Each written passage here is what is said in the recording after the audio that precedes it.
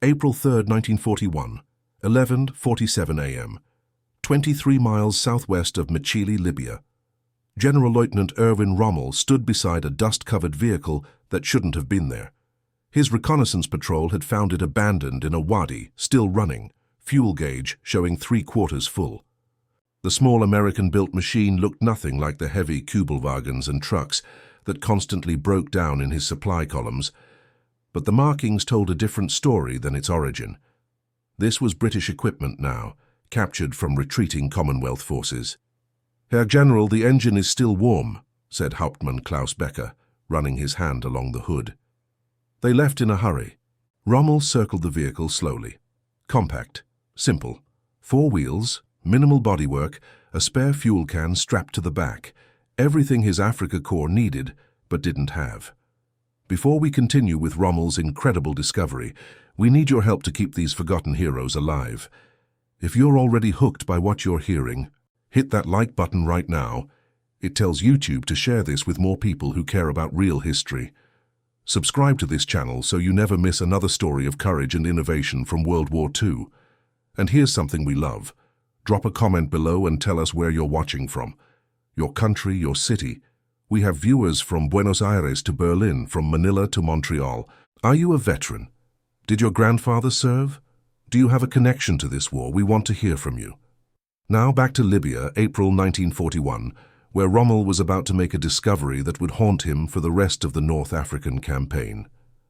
Erwin Johannes Eugen Rommel was 49 years old that spring, though the desert was aging him faster than any European battlefield ever had. Born November 15, 1891, in Heidenheim, Kingdom of Württemberg, he'd been the son of a schoolteacher. No military aristocracy, no Prussian estate, just middle-class discipline and a relentless work ethic that drove him to the infantry in 1910. The Great War had forged him.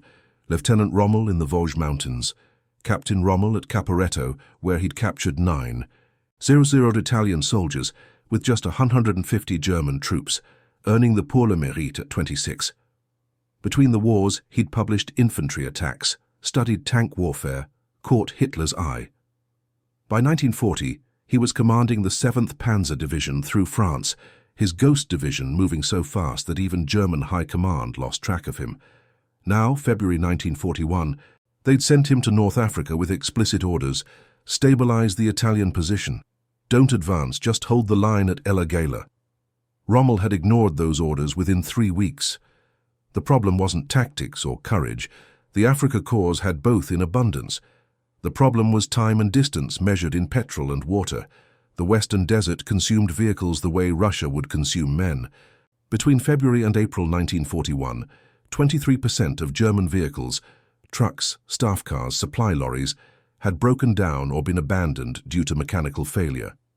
Sand infiltrated everything: carburetors, oil filters, cooling systems, engines seized, radiators boiled over, fuel lines cracked in the heat.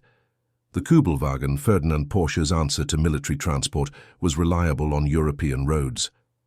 In the desert, with its 985cc engine producing just 25 horsepower, it struggled.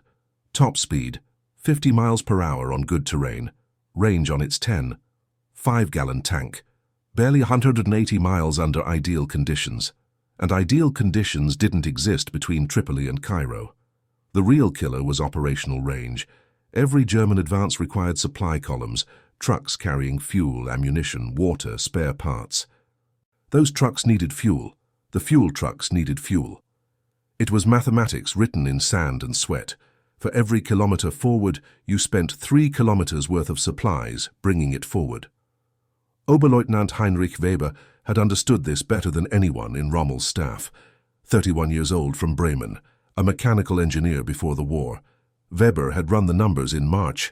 "Herr General, if we advance to Benghazi, our supply line stretches 850 kilometers from Tripoli. The Opel Blitz trucks consume 30 liters per 100 kilometers. We'll spend more fuel transporting fuel than we deliver to the front." Rommel had studied the calculations under lamplight in his command vehicle. That captured British AEC mammoth armored truck he preferred over standard German staff cars. He'd promoted Weber on the spot. Then Weber died on March 31st. British air raid near Mersa Brega. A hurricane strafing run caught Weber's supply column at midday. 7 trucks destroyed, 12 men killed. Weber had been inspecting a broken-down fuel carrier when the first burst hit. 303 rounds tore through the truck's cabin, through Weber, through the fuel tank. The explosion was visible from 5 kilometers away. Rommel had read the casualty report in his tent that night. Weber's fiancée in Bremen, a girl named Clara. Wedding planned for Christmas 1942. Letters describing the little garden they'd plant behind the house they'd buy. Weber always talked about roses. Clara loved roses. The report included Weber's final notes, found in his jacket pocket. Vehicle endurance remains critical limitation. British appear to have solved this problem. Recommend investigating captured equipment. Rommel had written Weber's mother himself. Then he'd written new orders. Any captured British vehicles were to be examined immediately for technical assessment. 3 days later, they found the Jeep. The Americans called it the Willys MB. The British had received thousands under Lend-Lease, designated them as Truck 14-ton 4x4 in their methodical way, and put them to work across North Africa. By April 1941, they were everywhere in the Western Desert.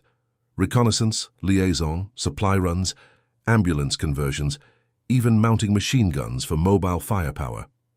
Rommel knew the basics. Intelligence reports from captured British documents. 4-cylinder engine, 4-wheel drive, carries 4 men or 500 pounds of cargo.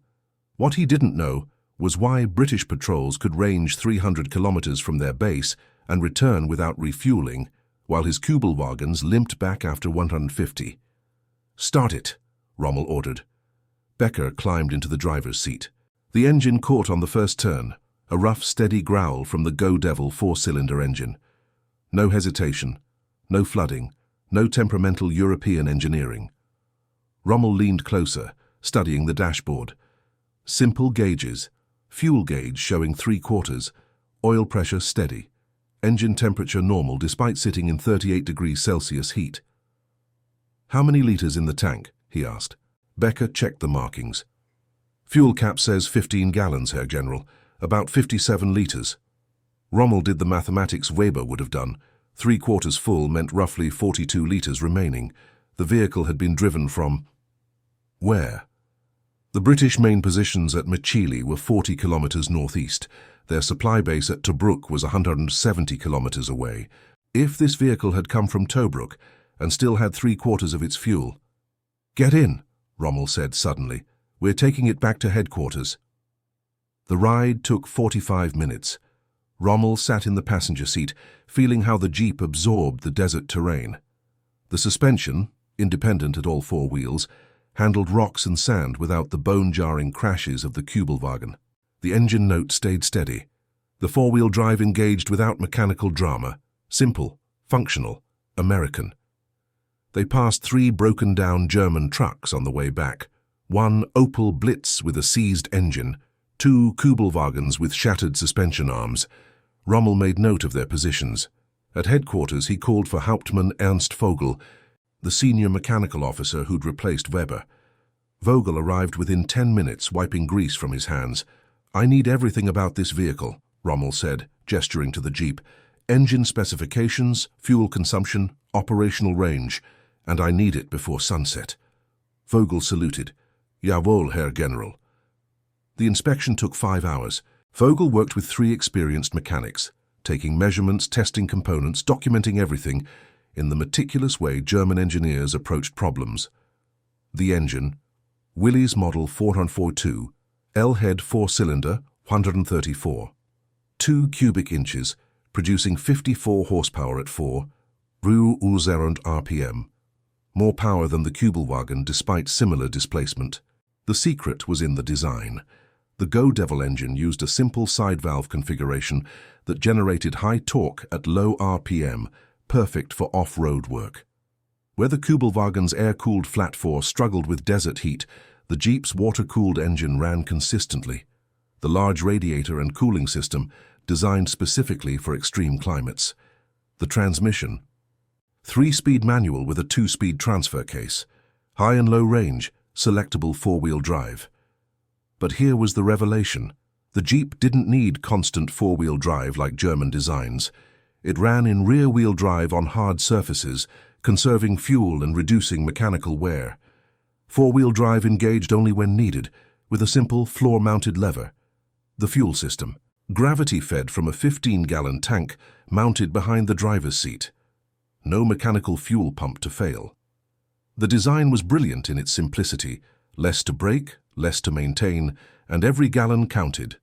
But it was the fuel consumption that stopped Vogel cold. He'd run the Jeep in a controlled test, 5 kilometers on hard-packed desert, 5 kilometers on soft sand, 5 kilometers on rocky terrain. Then he'd measured exactly how much fuel it took to refill the tank. Vogel found Rommel in his command tent at 8:30 p.m., long after sunset. The general was studying maps by lamplight, planning the next day's advance on Tobruk. "Herr General," Vogel said, holding his report, "you need to see this." Rommel took the document. His eyes went to the numbers immediately. Willys MB Jeep, test results April 3, 1941, engine 134, 2 Tour de Q in, 54 HP, weight 2, 450 lbs, 111 kg, fuel capacity 15 U.S. gallons, 56 8 liters, fuel consumption, mixed terrain, 19 miles per gallon, maximum operational range 285 miles, 459 kilometers, maximum speed 65 mph, 105 km/h. Vogel watched Rommel read the range calculation 3 times. 285 miles, the general said quietly. That's 459 kilometers on one tank. Jawohl, Herr General, and that's conservative. On hard-packed surfaces, we estimate closer to 300 miles, maybe more with careful driving. Rommel set the report down. He walked to the map on his field table, where pins marked German positions and British strongpoints. The distance from Tripoli to Tobruk, 1, 350 kilometers. The distance from Benghazi to the Egyptian border, 460 kilometers. The Jeep could make that distance on one tank of fuel. His Kübelwagens couldn't make half that distance. "How many of these do the British have?" Rommel asked. "Intelligence estimates at least 2 CO-0s in theater, Herr General. More arriving every month from America." Rommel's jaw tightened. He picked up Vogel's report again, flipping to the comparison section. Kübelwagen Type 82 versus Willys MB specification. Kübelwagen Willys MB engine power 25, HP 54, HP fuel capacity 10. 5 gal, 40 L, 15 gal, 57 L, range 180 miles, 285 miles max, speed 50, mph 65, mph drive. Type rear wheel only selectable 4WD. Every number told the same story. The American vehicle was superior in every measurable way for desert warfare. "The British can patrol twice as far as we can," Rommel said, still studying the comparison. "They can reach targets we can't touch, then return to their lines while our vehicles are refueling halfway back." "There's more, Herr General," Vogel said. He pulled out a second sheet. This vehicle had personal effects, a logbook from the British patrol that abandoned it. Rommel read the entries.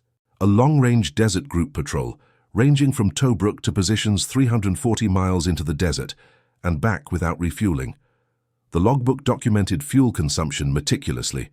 Departed Tobruk, 0600 HRs, full tanks, reached RV Point Charlie, 280 miles, 1800 Hichters fuel remaining, 4 gallons.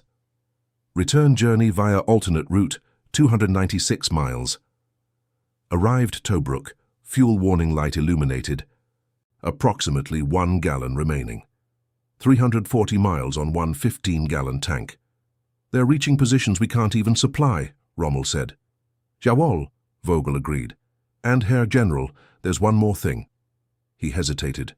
The maintenance log. This vehicle has been in theater for 7 months.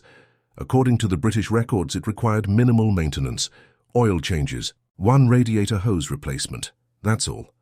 Our Kübelwagens require major service every 2 kilometers. Rommel handed the documents back. He walked to the tent opening, looking out at the desert night. In the distance, he could see the lights of his motor pool, where mechanics worked through darkness to keep German vehicles operational. "Can we build something like this?" he asked. Vogel shook his head. "Not here, Herr General. This vehicle represents American mass production capabilities we don't have. The standardized parts, the simple design, the industrial capacity to produce them by the tens of thousands. Even if we had the plans tomorrow, we couldn't build them in sufficient numbers to matter.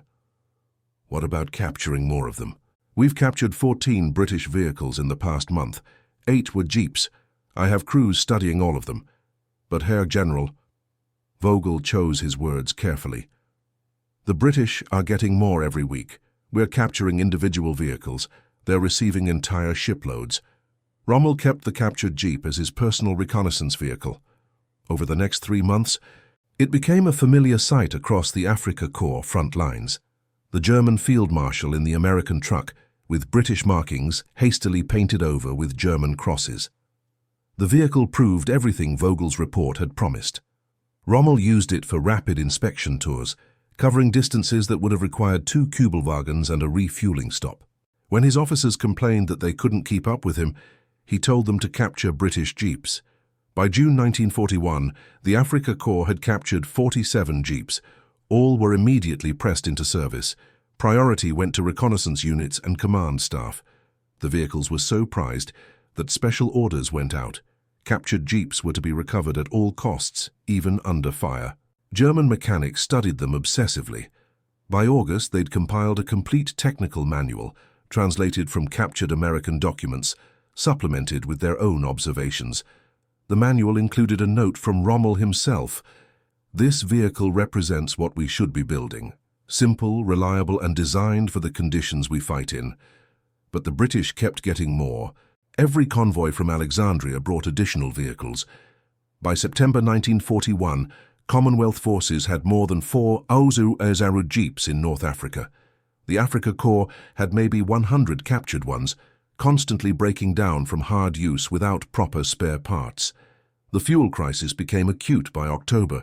Rommel's offensive toward Egypt was consuming 500 tons of supplies daily. His supply line from Tripoli stretched 200 kilometers across a single coastal road that British aircraft attacked constantly. Every truck that arrived at the front had burned half its cargo just getting there. Meanwhile, British long-range desert group patrols, equipped with jeeps carrying extra fuel cans, were ranging 600 miles into German rear areas, attacking supply columns, raiding airfields, gathering intelligence. The operational range advantage of the jeep had fundamentally changed desert warfare. In November 1941, British intelligence captured a German document that would later appear in war archives. It was Rommel's personal assessment report to OKW, Oberkommando der Wehrmacht, German High Command, dated November 8, 1941, subject: Enemy vehicle superiority in desert operations. The American-manufactured Willys vehicle employed by British forces represents a significant operational advantage in desert warfare. With an operational range exceeding 450 kilometers under combat conditions, these vehicles provide the enemy with mobility and endurance our forces cannot match. Our Kübelwagen. Type 82, while reliable in European conditions, lacks the power, range, and durability required for sustained desert operations. The American vehicle's superiority in these areas is not marginal, but decisive. Captured specimens indicate American mass production techniques and standardization far exceeding our capabilities. The enemy is receiving these vehicles in quantities we cannot hope to match through capture or domestic production.